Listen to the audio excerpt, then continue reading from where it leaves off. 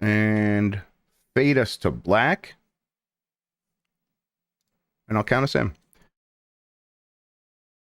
All right, we are going live in 5, 4, 3. Yummy like a gummy bear.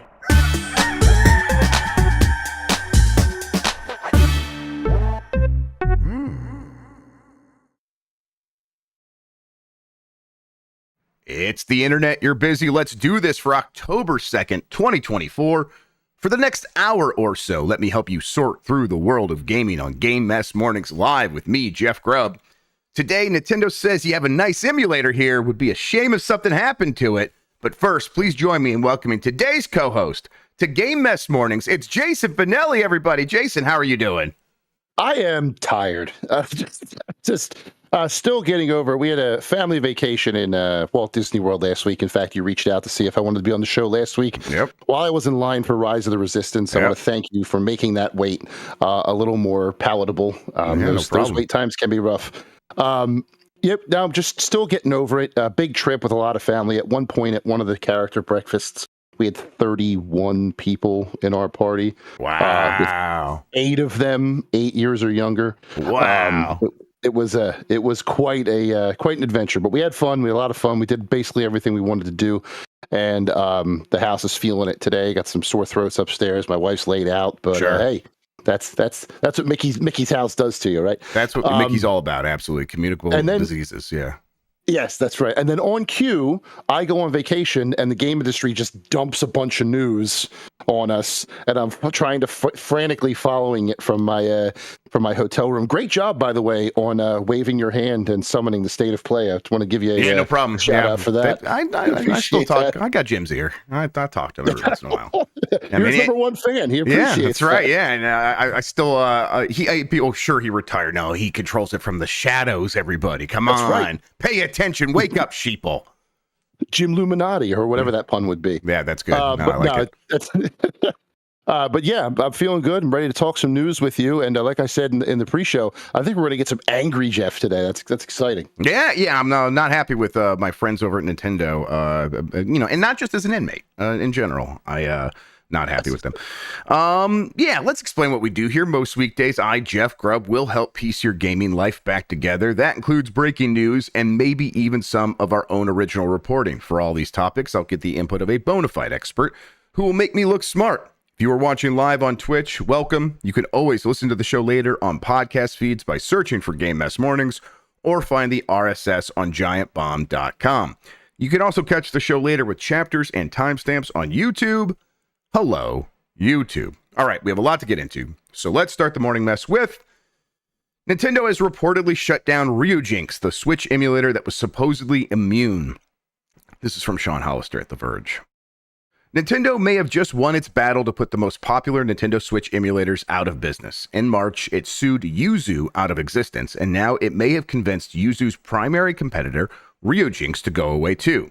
Ryujinx's download page is now empty, its GitHub page is gone, and the emulator's Twitter social media page and official Discord now contains a possible explanation. Nintendo got to its lead developer and convinced them to shut the project down for good. Yesterday, this is a quote here. Yesterday, GDK Chan was contacted by Nintendo and offered an agreement to stop working on the project, remove the organization, and all related assets he's in control of. And that's from moderator and developer Renpin Perry Perry on Discord. While awaiting the confirmation, they're always Renpin Perry Perry out there doing their thing. While awaiting confirmation on whether he would take this agreement, the organization has been removed, so I think it's safe to say what the outcome is. The rest of Renpin Perry Perry's message is a eulogy for the project, including a pair of videos showing the Ryujinx team's progress on iOS and Android ports of the Nintendo Switch emulator, among other core changes, ones that will now presumably never ship. Nintendo would not confirm or deny to The Verge that it made a deal with the developer. Instead, Nintendo spokesperson Eddie Garcia mysteriously pointed to the Entertainment Software Association's head of public affairs, Aubrey Quinn, who said she then couldn't speak on behalf of Nintendo. So the runaround is what happened there. Compared to Yuzu, Ryujinx was thought to be relatively untouchable. Rumor had it that lead developer GDK Chan was based in emulation-friendly Brazil, though I never found proof of that when reporting on the plight of the emulator world earlier this year. Certainly, we never heard about a lawsuit against Ryujinx, nor did Nintendo go after its Discord server or DMCA its GitHub, as we saw with other Switch emulators. A lot of this is, generally speaking, broadly speaking, emulators are legal. They are, it's a legal piece of software. So there's a bunch of reasons why that is the case, including settled court cases from like 2000. I think the thinking goes back to like when x86, when a bunch of computers were like, hey, when Windows is like, hey, we are IBM compatible, that sort of thing. I think a lot of the thinking goes all the way back to that in general. But broadly speaking, emulators are legal, which is why Nintendo didn't directly threaten to sue here. And honestly, it's why Nintendo didn't directly threaten to sue Yuzu about emulation. They were saying, hey, your Patreon and stuff makes references to Nintendo-owned IP, so we're suing you for copyright infringement. Now, all that said, Nintendo could still sue, and they probably could build a case saying, hey, no, the copyright protection that we have inside of the Switch is different, and it's actually impossible to make an emulator without violating our copyright or something along those lines. That, there's new rules all the time that could be made into precedent in court. But broadly speaking, and the way Nintendo's behaving suggests that even Nintendo seems to think that emulators are legal, regardless of where GDK Chan lives. Which is why they went to them and said, hey, wouldn't it be nice if you just shut this thing down instead of us suing you? Which seems to be like, we don't know if that's exactly how it went. Could have been cash. They could have gave them cash. They could have, but it's like at that point, if they're going to give them cash, why not just buy the emulator outright and own it? Doesn't seem like that's what happened here. Instead, it's an open source project, whatever. They could still buy the work. It seems like what they did here was throw their weight around because they don't want this thing to exist, regardless of its legal right for it to exist. And it's thuggish behavior. It is. I find it pretty despicable because Nintendo, all these companies, they don't respect their own past in a lot of ways. We get their museum, and as much as I find that museum fascinating, it's not like, hey, we're preserving beta versions of games and showing you all that stuff. It's like, no, here's a bunch of toys to play with. So who does that work? The people who make emulators, and Nintendo doesn't want them to exist because they view it as some kind of vague threat to their business, even though they're making more money than ever every year. I find this very frustrating, Jason. How about you? And I'm curious, why now? Like, what is it about now that they've decided this year is the year they're going to start going after all these Switch emulators? Is it because they're afraid that the software between Switch and Switch 2 is so close that maybe they can just update it to Switch 2 immediately and have that out faster than the Switch emulators? I don't understand it, but I agree with you. I feel like this is really hampering people who just want to play the games they like to play however they want to play them. The people who are either don't trust the Switch. Like, I have a launch Switch, and I don't know how much longer it's going to last. So if I had the ability to play games on the Switch elsewhere through this emulator, especially if I own the games already, and it's not like I'm just downloading games I don't own, that's piracy. You can't do that. No, but clearly, if I have a physical copy, here, yeah. Right, no, not at all. If I have a physical copy of a game and I want to play it on Steam Deck, let's say, or the Lenovo Legion Go, I should be allowed to do that. I bought the game. I should be able to play it however I want.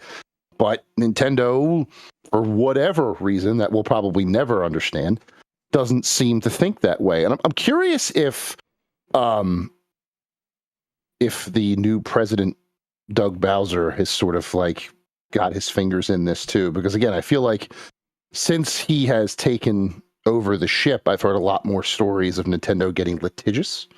So I'm genuinely wondering if maybe he has some sort of knowledge that maybe it starts at the top. I don't know. But again, I agree with you. I think they weren't doing anything illegal. They were doing something that the company doesn't like. And the company was basically just finding loopholes to stop it without directly saying, we think this is, illegal when it's not. As you said, because they have to find all these workarounds, all these side routes, I don't think that they find that emulation is illegal either. Yeah, I mean, they have to go these separate routes. Yeah, the lawyers, of course, are going to present the strongest case whenever they can, and if it's not directly about suing the existence of emulation, it's because they don't think that's a strong case. Right. Yeah, I mean, I think there's a lot of speculation that a lot of the recent moves from Nintendo, which have a similar tenor to them, of going after retro game core, something we talked about, for showing the MIG switch, and now not just going after that video, going after kind of anything that might like even veer in that direction from Retro Game Core, a YouTuber who does a lot of stuff about classic or retro gaming devices that come from China and stuff like that. They don't get them from those videos, but they did get them from one that was like showing what to do with your Wii U now and how to hack that up, even though Wii U not a going concern for Nintendo in any real way. Nintendo has given that channel 2 copyright strikes.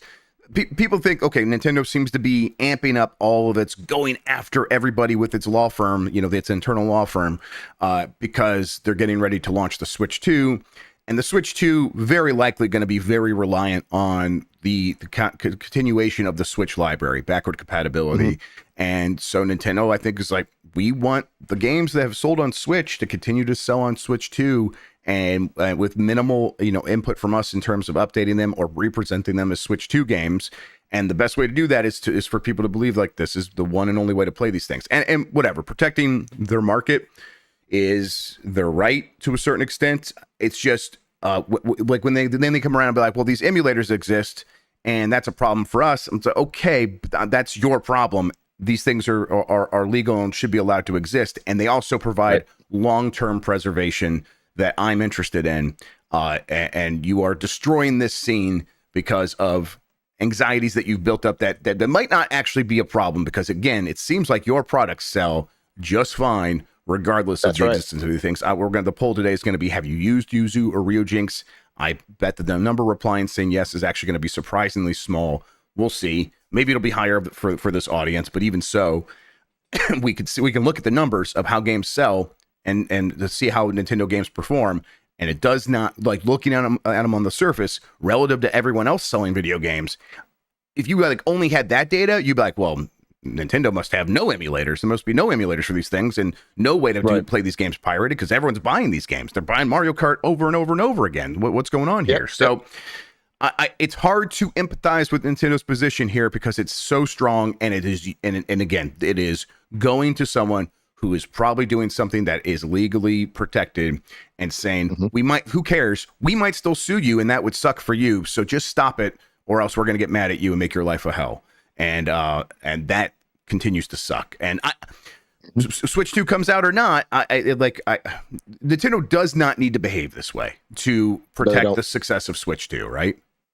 No, not at all. As you said, people are going to be emulating games that have already sold 50 million copies. And if they're mad at people for emulating Mario Kart 8 Deluxe on their PC, why?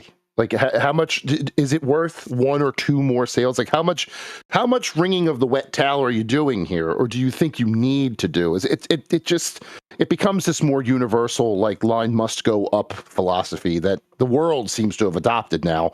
Must always go up. When in reality, games like Animal Crossing and Mario Kart and Tears of the Kingdom and those games at the top of the list of the Switch sales chart are clearly not affected by the fact that people can emulate them, because people are still buying them. I come from this as someone who doesn't use emulators, not because I don't want to, but because most of the time I can't figure them out. But but that doesn't mean I don't think they should exist. Yep. Like, if that's how you want to play your game, it's how you should be able to play your game, especially, like I said earlier, if you have the physical game in your collection. Right. And there are laws against people downloading games that is DMCA violation. Even if you own the game, you can't download a game because you can't transfer stuff over the internet that is copyrighted. That is producing a copy of something that is specifically copyright infringement. But if you back up your own stuff, whatever. I recognize that people are using these things for piracy, and that is what they're worried about here. But again, that there are use the laws available to you to do something about that, and they've shut down a bunch of ROM sites, and they've had the ESRB going after like long running ROM compilation libraries. And so I also hate that, but whatever. I get that is their right, and that is you can't host a bunch of ROMs from Nintendo on the website without violating the law. And if Nintendo decides to come after you, well, there's not much we could do in that case. But it's like I thought we were respecting that, and so when it came to emulation, they would have to kind of let something go and be like, okay, well, we can't do anything about the emulator itself, but we can fight piracy. And I'm like, okay, I have accepted that. I know a lot of people don't love that. And I don't love it, but I've accepted that. Them crossing this line just feels like, okay, they must be trying to get super aggressive so they can kind of clear the landscape of any suggestion of, hey, maybe we should get together and make start working on an emulator for Switch 2. I think that'll be a lot of people that might have thought that will be a lot more hesitant, at least the top of the line people who were very good at building Dolphin and then Simu and then Yuzu and Ryujinx. Those people have now been scared away largely, and I think it's exactly what Nintendo wants, is for them to clear the runway for the Switch 2 and reset the clock in such a hard way that that the creation of a Switch 2 emulator will take that much longer. Now, will it actually take that much longer? We'll see, because in all likelihood, it is going to be sort of a follow up to the Switch hardware. It will be more powerful. It will be like a new generation. They will have to do some stuff to get Switch games to run on the Switch 2, because it will be so much more advanced and a different generation. But the lineage there will probably make it so something that is a successor to Yuzu will very easily be able to run Switch 2. But yeah, Nintendo is I think that's what they're worried about, and what all of these decisions have been about. Yeah, because they're stopping active development, they're stopping the current distribution, but the ones that have already been distributed are still out there. So all those source files, all that stuff is still available to the people who are developing them. And yeah, when Switch 2 comes out, 2Zoo might not be very far behind. That's right. And they just try and do it all over again. This whole thing sucks. It does suck. And for some people, again, piracy and all that, but maybe this is the only way they can try a Switch game. And maybe I don't know what the stats are, and one day they try a Switch game this way and go buy their own Switch and get the game anyway. So one day it definitely will be true. This will be the only way to play games for most people. Won't exist. Because, even if you can find a Switch, they'll probably be very expensive or broken down, and you're a kid growing up in a place that doesn't have easy access to this stuff, and you want to learn about games. And 25 years from now, the emulator will be the way to do that. And that's the way it has been and should be, in my opinion.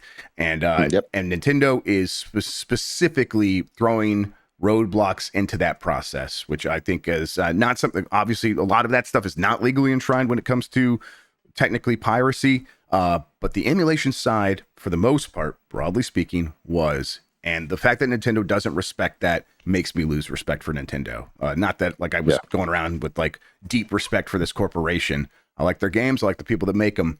But as a corporation, they have been ruthless, and it is embarrassing, I think. Recently ruthless too, which again, I can't quite wrap my head. Yeah, it's like annoying. I said, frustrating. But they're going to make it up to you, everybody, because Game Boy Advance Nintendo Switch Online adds F-Zero GP Legend and F-Zero Climax on October 11th. This is from Sal Romano at Gamatsu. Game Boy Advance Nintendo Switch Online will add F-Zero GP Legend and F-Zero Climax on October 11th. F-Zero GP Legend first launched on November 28th, 2003 in Japan, followed by June 4th, 2004 in Europe, and September 20th, 2004 in North America. F-Zero Climax first launched in October 2004 in Japan and was not released in the Western world. So this will be the first time it is released let me get the headlines. I'll turn the headlines on for y'all if you really want it. That is I've played these on emulation, actually, specifically Climax, because it never came out here. They're pretty good games, but they also, I think they signify what is going on with F-Zero in terms of they kind of ran out of steam with the ideas, and they're like, okay, maybe we'll just kind of base one of these on the anime, and that will get people back into it. And they kind of trailed off, and then that led to us not getting a new F-Zero game until F-Zero 99, which is fantastic. But yeah, this is in the $50 Nintendo expansion tier. I don't think it's going to do too much for too many people, but I'm glad they're there. What do you think? I think that, sorry to be distracted, but Sean just gave me an emote, and that is an honor that I do not. Oh yeah, look at take that. lightly. Thank you for that. Holy shit, I might actually cry. Yeah, but, that's beautiful. I want to know if are they does the Switch run this on emulation? I'm genuinely curious.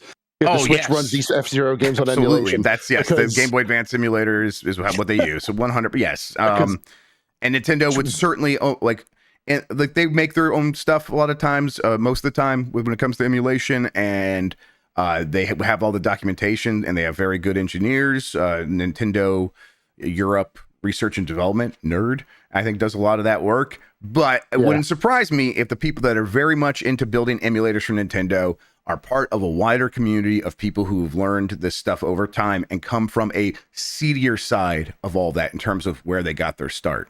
So it's all connected. And also too, I love how they're doing everything they can, with the exception of 99, to give us F-Zero without giving us a new modern, buku, crazy F-Zero type game. Now, when the Switch 2 finally gets announced, if that's something that they announce with it, I will eat my hat that I'm not wearing. But it seems like they're just giving us all this F-Zero stuff and not giving us a new F-Zero, which is what people actually want. Yeah, I was definitely like wanting a new F-Zero, but F-Zero 99, not the new big budget looking F-Zero game that I thought I wanted, but F-Zero 99 is so good that I'm like, you know what, this is enough for me. But yeah, people did point out that occasionally in the past, we like to play into your joke, Nintendo has gotten some of the ROMs it's used in its collections and on some of these services and like on Virtual Console by downloading them from the internet, basically illegally. Like Nintendo actually broke the law a little bit, because I think you can make an argument that they actually broke the law, even though they own the copyright for that. Still, that those transfer of doing that was not okay.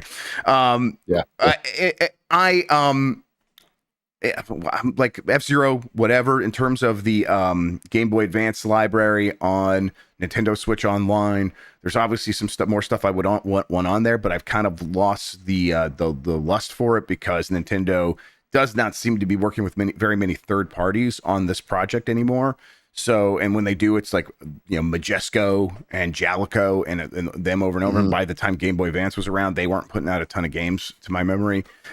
So it's like, okay, I don't really have that much excitement around Nintendo Switch Online drops anymore. How do you feel about that library overall? It's too damn slow. Like, I feel like they release games. Like, I want to be more excited about it, but they are drip feeding these games on there. Like, I get emails, I get the Nintendo press releases of what they're adding to Nintendo Switch Online, and it reminds me that the Nintendo Switch Online library even exists, because I forget.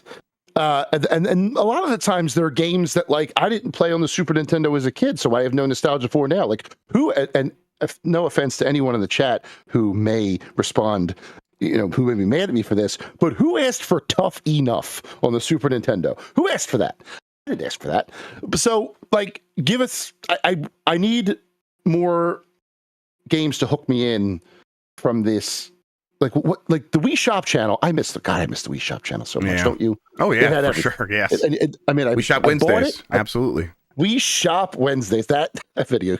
Yep. Welcome to Wii Shop Wednesdays in 2024, everyone. I miss that. I miss just being able to go in and buy the retro game that I want, and then if there was one that I hadn't played in a long time, I could just spend my Wii points on the card that I got from work, because I worked at a certain gaming related retailer for 5 years, and then went home and downloaded the stuff, and that was that. It was a good time. It was a good time. Now we are dependent, and once again they're controlling the preservation, I guess would be the word I'm looking for. They're telling us, we'll give you these games for free, but we'll tell you what games you're going to get for free. You're not going to have any choice in the matter. We're not going to make them separately available to people who don't have the online, maybe for a separate fee. No, we are going to tell you which retro games that you want to have nostalgia for on this particular month. And I do mean month, because that's how often they come out, like once a month. Yeah, if that often. Yeah. So like what the hell, man? Give me the, like, what do I got to do to play Mace the Dark Age again? I'm the only one who wants that. I can tell you what you need to do, and it's not using the Nintendo Switch. Yeah, that's right. And that's where I'm at with this stuff. Is I personally do want to play these games often. I am I go back and forth about whether I want to be a collector. I don't really want to spend a lot of money on that stuff. So I'm like, yeah, I'm emulating, and I point people like, if you really care about this stuff, that's still the answer. And so Nintendo Switch Online is something I forget about these days until something like this happens and they drop something and it's like, okay, let's look at this again. It's like, okay, I guess I'm glad these games are there for the very casual audiences that maybe are subscribed and check in on this stuff and want to have some glimpse at the history. But if anyone does have a more robust taste than that for retro games, the Switch is not the answer, and it's exactly what you said. The drip feed, they are not working with a lot of third-party partners. There's a lot of obvious big omissions due to Nintendo not wanting to due to Nintendo not wanting to pay money to like Square Enix and all that. So yeah, I hope that part of this sort of sputtering out of Nintendo Switch Online is part of everything that it feels like you can attribute Nintendo's current situation to, and that is, well, once Switch 2 is around, they will reinvigorate this, and they will maybe settle down on all their lawsuits, but I'm not getting my hopes up, Jason. I don't know. What do you think? Neither am I, and I'm excited for the next drop to be from the veritable Nintendo developer LJN, because everybody loves those games. Of course, yeah. No, I don't. I almost don't want this anymore. Like, or if you're going to do this, have the Wii Shop retro store sort of thing with it to give me the option to buy the things you don't want to put on or that are too expensive to partner with them to make them free, if that's what's happening, and then give me the opportunity to maybe buy them for a small fee on the side. Yep. I don't know. I preservation to me, and as you've made clear, is far too important to be treated like this. Yeah, both in the first story that we talked about and now this one, and I just it's depressing. Yeah, and that's where I'm like, we had the equilibrium before this. Okay, Nintendo, you're not going to be the ones I'm going to look to for this sort of preservation. Just like all these other corporations, I don't think you're some outlier here. In fact, maybe you're on aggregate a little bit better than some of these other corporations when it comes to preserving your history. Whatever, it's still not good enough. So fine. We'll do it ourselves, and there's a community out there doing it themselves, and now Nintendo is running a wrecking ball through that, and it's it sucks. It sucks. It does. And I will. I mean, and you know, for all this, hey, Ryujinx and Yuzu have been shut down. You're going to be able to find those emulators online. You could still find another Metroid 2 remake, something Nintendo shut down very quickly after it released. You could find that online and stuff. That there's ways to continue to find these things. They just go underground. If they get updated, it's by entirely new teams. There's forks of all these projects.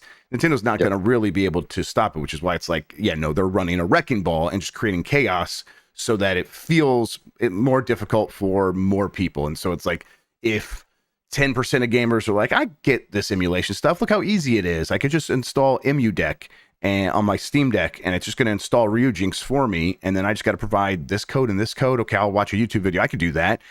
Once they make it so, okay, well, now for EmuDeck, you got to provide your own Ryujinx and go out there. It's like, okay, well, that number drops from 10% of gamers to now maybe 5% of gamers that feel comfortable with doing that. That's a huge number of people, and that's what Nintendo's just playing that numbers game, trying to maximize the number of people that feel like they have to go to Nintendo to get their games, which is what they want.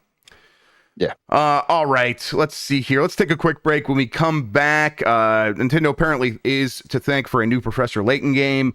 We have some more info about Ubisoft and why it delayed Assassin's Creed Shadows, and more right after this.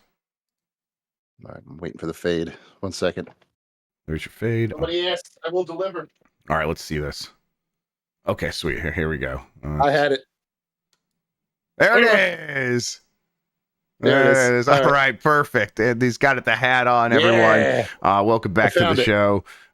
Jason did get his emote, and the emote was of him wearing the hat from the was this the show you were in, or was this the quartet? Yes. Okay. It was the barbershop quartet. Yes. Yeah, from back in April. Right. Okay, there you go. Well, it's and if you thought that costume was good, and this year in April we're doing the Wizard of Oz, so if things go my way, I might get a little cowardly up in here. Yeah, let's go. I would have guessed. I'm like, that would be awesome. Yep. All right, let's get into this. Level 5 CEO implies Nintendo is to thank for Professor Layton's comeback. This is from Jim Norman at Nintendo Life.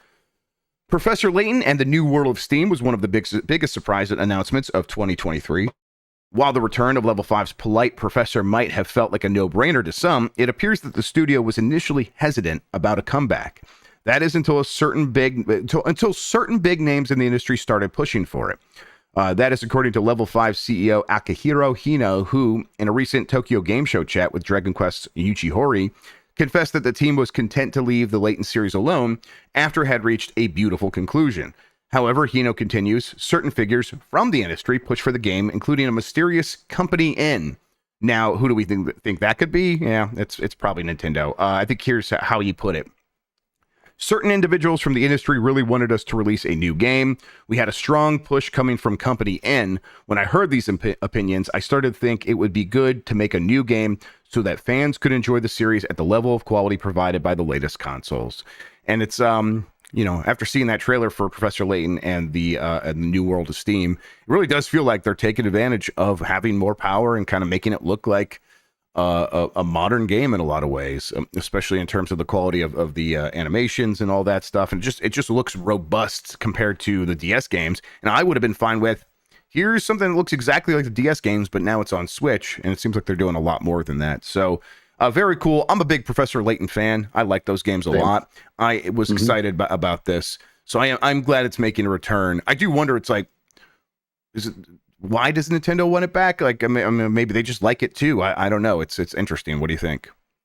It's some weird whiplash in these stories today, man. It's just, do we like Nintendo? Do we hate? What is it? It's a moral. It's a corporation that wants our money, and I'll treat them as such. That's kind of how I am with it. Yeah. But no, I am with you on this. I think that these games still have a place, and I think that Company N here, the obvious Captain N, let's call them, may have been so pushy for it because there was a time back when they first came out that Professor Layton was like synonymous with the DS. Yes, definitely. Right? They were part of that touch generation. Yeah. Yes, they were hand in hand together. So if they can maybe recreate that on Switch or Switch 2 and say you can only play this sort of puzzle game, maybe it takes advantage of the Switch tech in ways that it took advantage of the DS tech back then yes, I could absolutely see why Nintendo would think that's a important part of their third-party portfolio. I am also a huge fan. The third game, Unwound Future, I think is the name of it. One of a ever-growing list of games that actually made me shed a tear at the end of that. When he says, "I can't go back again. I can't. I won't." And I'm just like, "Yo, man, Professor, I'm so sorry, pal." Yep. But yeah, those games are great. I love the puzzles. I love. It's just as fun to watch the story play out as it is to gather the puzzles. Like when you go through and you see that you missed one, and I'm like, "Oh, shit, where is this puzzle?" Yep. And then you scan every single, and you're just tapping away and making sure that you find every puzzle. I love that part of it too, the collection part of it. And yeah, I think there's definitely still a place. If Hino here needed someone to talk him up with Professor Layton, he didn't need a company to do it. He could have just came to me. Yeah, I would buy every single one of them. Professor Layton versus Phoenix Wright, let's not forget, was a phenomenal crossover. Talk about something that needs a remaster. Both of those games coming together in a way that represented both of them very well need that to come out. But anyway, back on Professor Layton. Yeah, I think there's a place for it. Yeah, I think that. I was just saying, I think there's a place for it, and I think what probably happened here is if I start thinking about the timeline, and like where Nintendo was at when this game probably started, it was midway through the Switch, and I think around that time Nintendo was like, okay, we've had a lot of growth, we sold a lot of Switches, and we want to keep that going. What can we do? And around that time, Nintendo was looking around and be like, maybe we should broaden the appeal, try to make more stuff for women and older gamers again, to a certain extent, like we did with the in the past. And where did we have success with that? Well, with the Wii and with the DS. And on the DS, we did that touch generation stuff. And I think Nintendo probably looked at it and saw, hey, the Professor Layton games were kind of this. They touched all demographics. Like men and women liked it. Children liked it. All kinds of age groups enjoyed those games. It has a very wide appeal, and so we want something like that to be part of this initiative, to have the Switch have a varied library of games, and that could contribute to it. So I bet that was part of what they were thinking. Is like they were looking, hey, what is a roster of third-party games that we wish could come back on the Switch that would help us make that appeal to different kinds of gamers? And I think Professor Layton's one. It's like, well, it will appeal to gamers. Gamers like Professor Layton, but it will appeal to everybody else. And I think they're probably right about that. Whether or not it's going to be able to recapture the magic it had during the DS, I don't know. But I'm glad it exists because I want to play it. Right. That would depend on, again, how they utilize the Switch tech, I think. How the puzzles that you're solving, maybe you're moving the Switch around, or maybe, that's the kind of thing that is most dependent on how well this thing will sell. But if they want to keep mining the puzzle/mystery they can go into their own portfolio and bring back Kyle Hyde, because it's high time we see Hotel Dusk again too. Yeah. But that's just me. I would love that. Yeah. It doesn't seem like I bet they like look at stuff like that occasionally, and that might have been what led them to do Famicom mystery novels, Detective Club. Yeah, yep. Detective Club. And they're like, okay, we want to again have a different kind of game for a different kind of person, and this can fit into that. And they're like, well, okay, maybe we could also do Hotel Dusk. And all right, well, we're going to do the Famicom Detective Club. Do we have anyone that could work on Hotel Dusk? And it's like, man, every developer's busy. So I think that's a lot of times. I think these games are in a lineup for consideration, and what stops them from getting made is, do we have anyone that can actually do it? And that's fair. And then that's why that they would start looking around to third-party partners, like, hey, wouldn't it be cool if you over there at level 5 brought back Professor Layton, because they can just say that, and then now this other team's got to do all the work and someone else has to pay for it, which I bet Nintendo loves that part of it. Ubisoft developers pushed for Assassin's Creed Shadows delay. This is from Blair Marnell at GameSpot. Until late last month, Assassin's Creed Shadows was slated to be released in November of this year. Ubisoft subsequently made the surprise announcement that the game had been delayed to early next year. But according to a new report, this was far from a surprise to Ubisoft Quebec, the studio behind Shadows. The developers have reportedly been pushing for a delay for months. Ubisoft's announcement stated that Shadows' new release date was implemented to give the developers more time to polish the gameplay, and because the company wanted to apply the lessons it learned from Star Wars Outlaws' disappointing rollout. That game has apparently and reportedly only sold 1 million copies in its first month. Insider Gaming's report states that both of those reasons are true, but adds further context by stating Assassin's Creed Shadows is currently not at a stage it needs to be for release. So we've heard this a bunch of times. It's very buggy, apparently. And the people working on it know that better than anyone, and we're asking for more time. I think they just don't want to be in another embarrassing situation where Assassin's Creed becomes the poster child for, here is a GIF of a face not loading, and and a couple more months should be able to help with that. It's definitely something we've seen and heard before, that a couple more months can get these bugs squashed. Talked to Jason Schreier on Bombcast yesterday, double check. I'm like, that's true, right? When you talk to developers, like, yeah, it's enough time for that sort of thing. Although notably, the game's still in this fiscal year before March, so they do want to still get it out when they can put it on this year's top line to help out that bottom line when they make that report in June or whatever. Okay, they get the bugs squashed and this game comes out, it's pretty decent. They can have a pretty big hit on their hands here, right? Because this seems like a game that most people, if they're not weird, seem to want. I agree. Most people who are not weird want to play this game. Yeah. I am one of them. I've wanted Assassin's Creed Japan forever. I am weird, but not that weird. That's right. Here's the problem. They have another problem. February 2025 is loaded. Mm-hmm. It's absolutely bonkers loaded. So do they push it again a month to March to kind of clear the way? Since they've already pushed it once, you push it one more time for some final bug squashing or bug testing, and then get it out in March instead. I don't know how loaded March is right now. It could be just as busy, and I'm just not remembering. I mean, a lot of people will still be feeling the brunt of paying a lot of money in February for multiple games that they want. So it's not like March is going to be that much better. Yeah, but you have to wonder how many people are going to be choosing. I mean, Assassin's Creed is a legacy franchise in this day and age. It does have a lot of dedicated fans, so maybe it could stick out. But I worry about that. It's a be careful what you wish for situation. You got it. You got the delay. You got the delay to squash the bugs, but now you're standing among other giant releases, and what do you do to make yourself stand out? And that, I think, is their biggest challenge now. If they're confident in their game and they get the bugs squashed, and they think they can make Valentine's Day work, power to them. I would love to see it come out on Valentine's Day, pun absolutely intended. Mm-hmm. But I don't know. Yeah. I don't know. I'm more worried about the timing of the release now than I am about the bugs being squashed, because, as you said, this is enough time to be able to do that. it's worrying for this particular game. Yeah, I think this is something Jason said yesterday as well, and it's definitely something I think we've heard before in other like kind of whispery reports that this game's set internally. They're pretty happy with the quality. They think they have a pretty good game here, and again, I feels ripe and primed for this game to take off if they can just nail the basics, kind of have some handful of fun new things, and then the setting and the characters crush it, which I think it could. And again, we know that there's the weirdos that will try to throw a spoke into the wheels, and they've seemed to successfully have done that a couple of times this year, or maybe just like they are alongside some other stuff that is causing some of these games to crash and burn, like Star Wars Outlaws, for example. And I think there's probably that's way more complicated than just some people were weird about that one. I think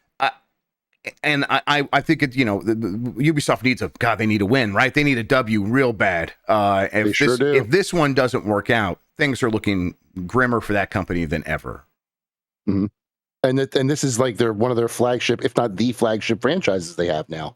So if their top of the line AAA franchise, the one that they've hung their hat on since Assassin's Creed 2, let's say, comes out and does not perform commercially or critically, they might not be able to hold off those takeovers for much longer. You know what I mean? So yep, and it's even though the board of directors, which launched a investigation into the company, and even though many of them are part of the Guillemot family, it is they will do everything they can to stand in the way of true change, which may be Yves Guillemot stepping down and that family stepping back. But it's still a publicly traded company. There will still be pressure from investors, and it feels like a lot of that stuff's coming to a head. And what it feels like, it's like a dam about to break. Is this family has stood in the way of investors requesting change for a long time, and now the pressure is built up to a point where they might not be able to stop it, and change might come sweeping through that company. And who steps in that can like wield this massive entity with all of these studios around the world and can truly understand that? That's something where I've always pointed to, like, for all their problems, and there are many of them, Yves Guillemot seems to understand how this publisher works as a giant beast with a studio in Singapore and multiple studios in Canada and multiple studios in France and the rest of Europe, and how to get them to work in concert. And there's value to that, which is why they've been able to stay in power at that publisher for so long. And then if that changes, boy, can Ubisoft even really survive? And even if it does, what does it look like on the other side? Is it familiar to what we've had for 20, 30, 40 years now? Maybe not. No, maybe it's Xbox's next big acquisition. Oh boy. Yeah, God, I hope not. All right. Canceled Halo Battle Royale details reportedly leaked online. This is from Dennis Patrick at GameRanks. Plenty of hype surrounds the Halo IP, despite some players not being thrilled by the last couple of releases. Halo Infinite's a good game, everybody. Just go play it. It's fun. It's hopeful that the next game will deliver another thrilling release. However, while we wait for the details about where 343 Industries is taking the game franchise next, a new leak has emerged highlighting the canceled Battle Royale game mode for Halo Infinite. Thanks to Insider Gaming, we're finding out that a YouTube channel posted a video highlighting some new details. Rebs Gaming, which is kind of like a Halo channel, does a lot of stuff on Halo and several other games, but a lot of Halo stuff. Rebs Gaming posted a video that credits a source familiar with the project and what Project Tatanka would have featured. For those unaware, Project Tatanka was the name given in development for the Battle Royale experience. This is the one, if people remember, that was being made really quickly after Halo Infinite came out. It was being made by a different studio, and it was being made reportedly in Unreal Engine, and it was in the works for a while, and then it got canceled. It's noted that this game mode would have tied to the campaign narrative, where players would land on the map in ODST drop pods. Yeah, that makes sense. There would have been a few fragments for players to battle within, each featuring biomes and cannons to launch players over onto the fragments of the map. When players were not actively battling each other, objectives could be completed to unlock items and shields. It was also stated that once players were downed, they would become an AI bubble that could be revived. Additionally, a variety of vehicles would be dropped on the map for players to fight over. However, after some time, 343 Industries decided to rework the game mode into something else, converting the name from Project Tatanka to Project Eckert. That project was also eventually scrapped sometime last year in 2023, so 343 Industries could focus on the next full real Halo installment. That's, I mean, I would have liked to have seen a Halo Battle Royale, but for me, it was like, I played Halo Infinite. I was on that map. It was an open world game that I was having a pretty okay time with. I thought the grappling hook and the movement was fun, and getting into skirmishes, it's like, oh, I get to play little games of Halo inside of this open world map. That's great for me. And then as you're going through the map, you can kind of see like, they could just have a battle royale in this place. That'd be cool. And then you find out like, well, no, they're not going to do that. There's another team making the battle royale in a different engine that won't be using this map. It's like, oh, okay. Well, I get still wanting to do that, but is the appetite by the time you get done doing all that? Like, if the Battle Royale mode had been ready to go very soon as part of the hype for Halo Infinite, it made a lot of sense to me. As a project coming much later that is going to be a separate install as part of the Halo Infinite launcher or whatever, it made a little bit less sense. And as time went on, it made even less sense. And I can see how they're like, let's just try some stuff here. Okay, this is not working. We need to go back and rethink Halo entirely. And now that's where they're at. Kind of tracks to me. What do you think? No, I agree 100%. I think now the Battle Royale genre is basically settled at this rate. Some people might try and do something different with it. But if you're on console, you're playing Fortnite. And if you're on mobile, you're playing PUBG Mobile or even Garena Free Fire. That's it. Yep. Those are the three Battle Royales. It has been decided, in my opinion. I'm ready to call it. So the fact that they were cognizant enough to call it and focus on the next Halo, and let's talk about a franchise that needs a refresh. Holy moly. That's smart. I do think that's smart of them. Shout out to Project Tatanka and whoever the early to mid 90s professional wrestling fan was that named that. I do appreciate that one. I like the idea of like jumping from different biomes and having different battles in each one, but then that's not a battle royale anymore. Battle Royale is the open map that constricts into one place and forces everyone into a final showdown. But it doesn't sound like, it sounds like they were trying to reinvent a wheel that was still being invented. Yeah. And that's why it kind of fell off and is now not coming. Yeah, I think this was a smart decision, like a cognizant decision of 343. Again, if there was ever a IP that needs a refresh in the gaming sector, it is Halo. And honestly, if they went the God of War route and just did a single player narrative experience and then had the Halo multiplayer on the side or as its own thing like Call of Duty, I think that's the strongest way to do this, because Halo 2, Halo 3, even Halo 4 to an extent, and the original Halo, those stories were still fun. It's after like Halo 5 and things went way off the rails. But like playing through those campaigns was just as fun to me as playing multiplayer. Yeah. And now that we're starting to realize that single player games can still be very successful with Baldur's Gate and Astro Bot, different genres, of course, but still single player focused. I'm hoping that there's a renewed focus on the Halo single player experience that can balance with the multiplayer like it used to, or else the Halo is, Master Chief just might be someone who pops up in other games from time to time. So you could say, hey, remember Halo? Yeah. I did not say nude focus. Renewed focus. Chat loves to hear what they want to hear. They'll do that every time to you. Yeah, I think that I thought Halo Infinite was really close to having the open world stuff work. I think on its own, I would have given the open world single player campaign a 4 out of 5. I thought it was a fun sandbox. And then the multiplayer was a 5 out of 5 fun. Like the amount of fun to actually play that mode was 5 out of 5 to me. That regardless of how they supported it after that point, I know that's how we judge these things at this point. That's just not that's not the world I come from. So I grew up in a different world playing games that just came out and were those games. And it's like, do I enjoy playing this? Yes or no? Yes. Hey, that's not only that, I think it's awesome and a really good time and the best Halo shooter I've ever enjoyed. So for me, it was easy 5 out of 5. So they have to like figure out how to like navigate that side of things of people's how they estimate these games has changed and it's become much more difficult to keep these fans happy over time. And is that even worth pursuing at this point? I don't know. And then on the single player side of things, I think you got to come back with a really strong take on the mix of, hey, I think you go back, use that open world kind of idea again, do more of that. Just make sure when it turns back into that corridor shooter at the end, it's way more interesting than it was. That was definitely the thing that dragged it down.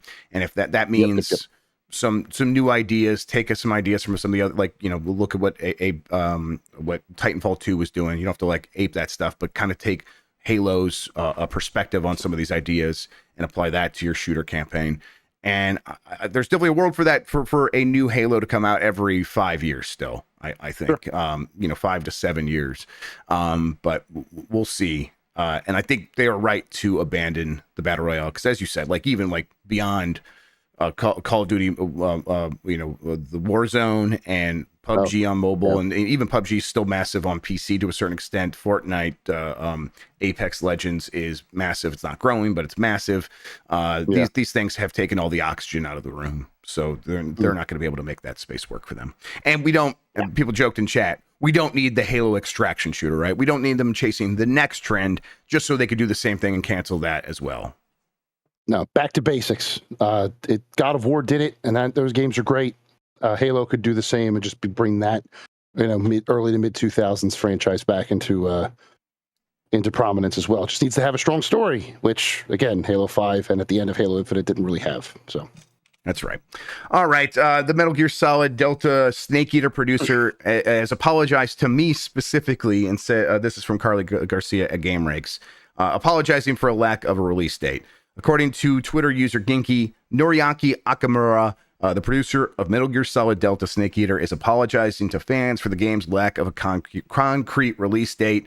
According to Akamura, the studio doesn't want to make promises to fans that it cannot keep, but the devs are hard at work on the title. I needed this game to come out this year because Dan counterpicked it in Fantasy Critic, and if it comes out this year, he'll lose points because I'm sure it'll do pretty fine.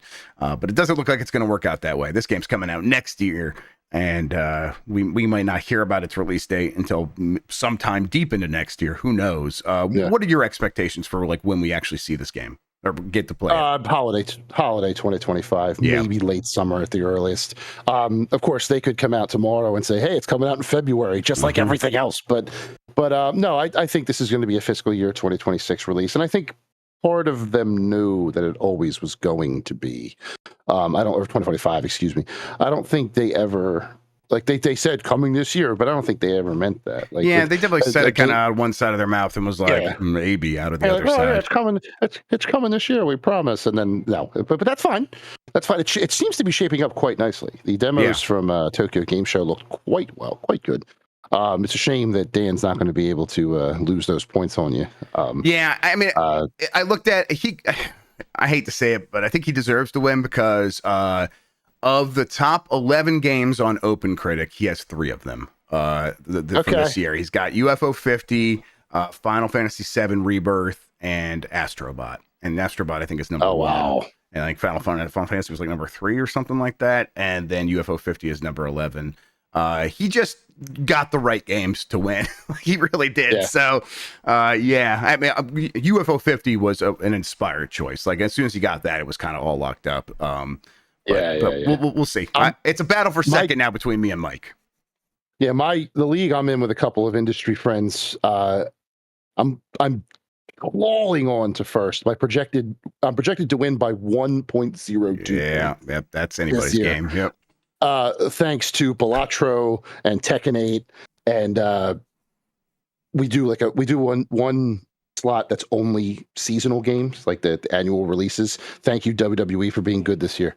It's Fantasy Critic is great, but to get back into the actual topic at hand, sorry, I kind of derailed. No worries, that's fine. Let's just hit this last story because we're running out of time. Yep.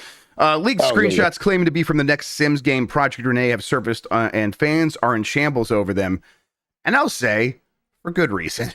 It looks like dog shit. It looks bad. Let's see here. I'll show it to the video viewers. These are preset Sims characters. And here's my initial response. Here's how I feel when I look at them. It looks like if you took a real person, turned them into a Funko Pop, and then turned them back into a person. That's what it looks like. It is bad. Now, what's going to be very annoying here is, it's the Sims. They're going to have all the diversity stuff in here, so we're going to have a bunch of cretins going off, be like, this is DEI. No, it's just bad art. It's just bad art. Yeah. It just looks bad, especially again, you compare it to like some of these games that are trying to do the Sims thing, but with like the waifu style, like the Inzoi game, and it's like super realistic, and people are making characters look like Billie Eilish, and it looks exactly like Billie Eilish. It's like, okay, that's what the competition's doing, and so what are you doing over there at the Sims for Project Rene? Dog shit. It's bad. It kind of looks like it has a claymation look to it a little bit. Yes, very, very MTV Celebrity Deathmatch looking people here. But like not even like interesting the way those could be. This is just kind of ugly. Yeah, I'm not feeling it. Yep. I'm not liking what Project Rene is doing here. What's wrong, Rene? Get your shit together, this Rene. This one guy here, this blonde fella, he looks like he says skibidi unironically. And and he is not an alpha. I don't care what that says. Yeah, he is not God. an alpha. This is, oh God. No. Yeah, it's and like, what's going on with his legs? His knees look messed up. I mean, look, skibidi chat. You're getting on me about pronunciation. That was a skibbity way to say skibidi. Yeah, but that's fair. I hate looking at these guys. That's kind of how I feel. I get it's in beta or whatever and testing. They better make changes. These are the Sims that you put in the bottom of the pool and take out the ladder. Right. If the game is all about like wanting to hate your Sims, they might be onto something here. But yeah. We were in a world where, like, as enshrined as The Sims is with its community, I don't think that they should expect like anything they put out, if it has art like this, to be able to compete in an ongoing way. There will be people like who will be looking around for some other game that does things that provides what they want, and we're already seeing that some games are going to be doing that, and I think they could lose a step here if this is where they're headed. All right. Temu ass Sims. Yeah. Oh shit. Yeah. This is definitely the Sims you see in the Temu ads, for sure. Woo. Okay. All right. Baby. Let's get back here. There we go. Okay. While we're done with the news, let's head over to the poll question. Let me refresh that and frame it up. The poll question from yesterday was, do you want a Horizon Online game? And that was actually from Monday. 10% said yes. 90% said no, thank you. I do not want Horizon Online. And I think when we talked about this, when we ran this poll question, I said I think if they get around 15% saying yes, that is something they can easily work with. Now, we haven't seen the game. Maybe by the time it comes out, it's like they can build up some excitement that doesn't exist in this moment. But when you just say the words, all right, Horizon Online, 1 out of 10 people are like, yes, I want that. And the rest just say no, just flat out no. I think that's a rough place to start from. And they're spending a lot of money making this game. Seems like it could be a problem. I don't know. What do you think, Jason? But like, is it going to be Arc? Like, yeah, I'm trying to figure out what Horizon Online is. Like, is it something like Arc where you have these, it's open world, survival, big monster, stuff like that? Is it an MMO? Right. In this world, that could be interesting. The different tribes and alliances and stuff like that with these big monsters, that could be interesting. People in chat are saying it'd be like Monster Hunter, yeah.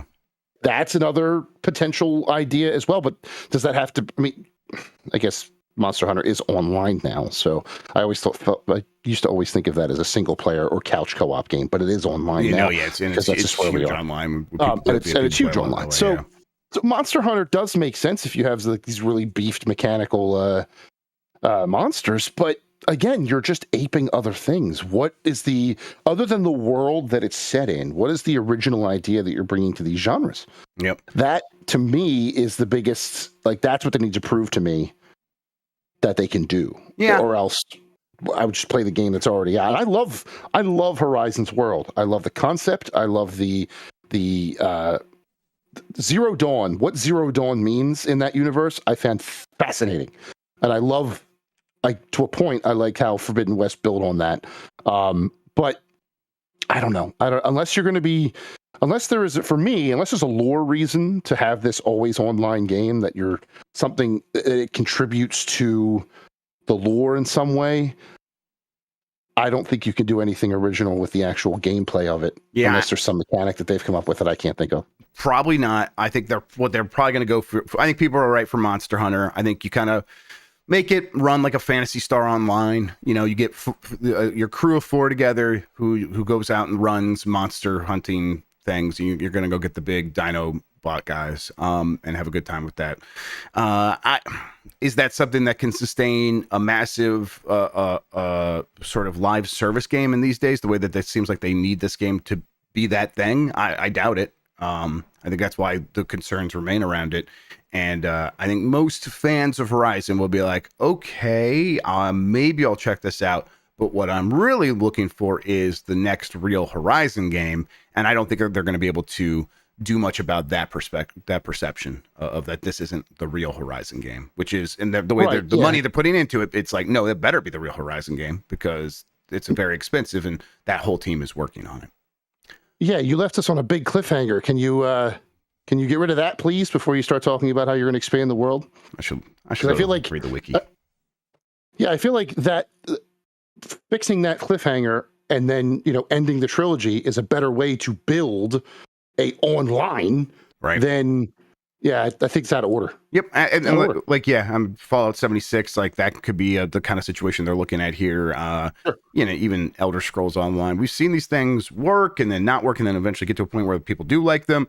And yet through all of that, there's fans who are like, yeah, great. Where's the next real one?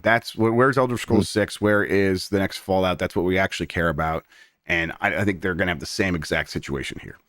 All right. That is it for this poll question. We have a new one coming up in a second. Before we get to that, though, Jason Fanelli, why don't you tell people where they can find you on the internet, what you have going on, all that good stuff? At Big Man Fanelli on social media. Sorry, we've been invaded. Hello.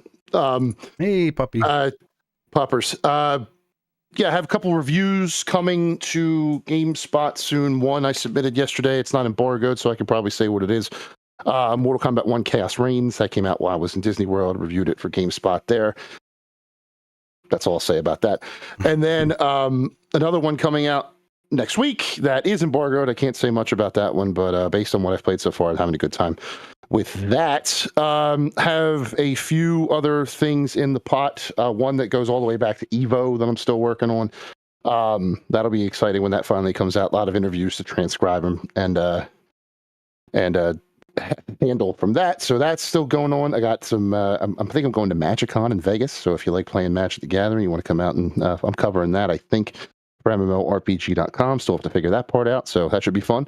But yeah, that's me. Follow me to see games, tabletop, the occasional dog and child, pro wrestling, and a bunch of random nonsense. I'm really good at that. But yep, that's what I'm doing. What you got going on, Jeff? Yeah. Well, first we got the new poll question. Have you ever used Ryujinx or Yuzu? Yes, no, or I don't know what those are. That'll be the poll question. We'll get the results of that on Game Mess Mornings here on Giant Bomb tomorrow. Speaking of Giant Bomb, what's up? Infrastructure Week continues. Hey, we've done it. That started at Gamescom, right? That's right. Big build bomb better, everybody. We got we should make the shirts, actually. So we have the shirts now. We don't, but we should make Infrastructure Week shirts.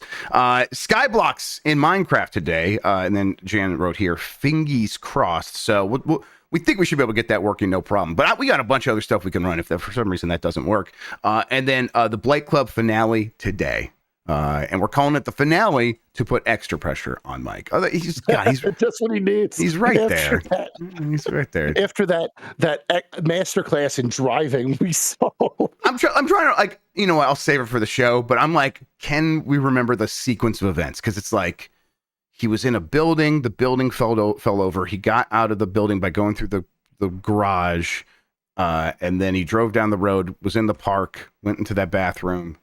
Got out of the bathroom and then went to another building and then did some more driving. I probably missed a few things in there, but like, I'm like, there's just not a lot to this game, which is why 5 episodes in, we're talking about finale. All right. And then, the rest of the week, look out for more Game Mess Mornings. Look out for Voicemail Dump Truck tomorrow. Me and Backlar are probably going to play some NHL actually tomorrow after Game Mess Mornings. So look out for that.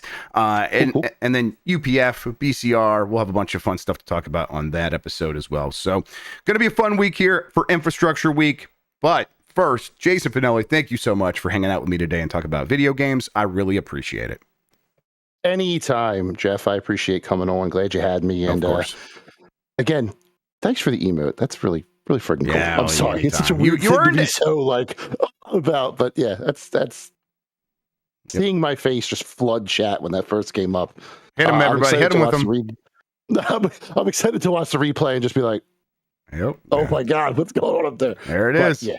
So, all right. Thank you again. Thank you, everybody, for watching. Thank you for listening. You are the best audience in gaming. Until next time, have a good one. Take care of yourself, and goodbye. See y'all.